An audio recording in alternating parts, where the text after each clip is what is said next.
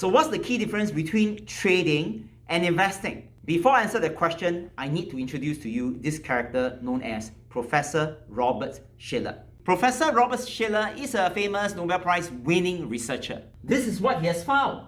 For a good company, they'll release good financial report. Most people feel happy about a good financial report. They'll jump in, buy, and eventually the share price will go up in the long run. On the other hand, for a bad company, they'll release bad financial report. Most people will panic, they will sell, and in the long run, the share price will go down. Investing is simply buying a good company so that eventually the share price will go up by itself. On the other hand, trading involves guessing the share price.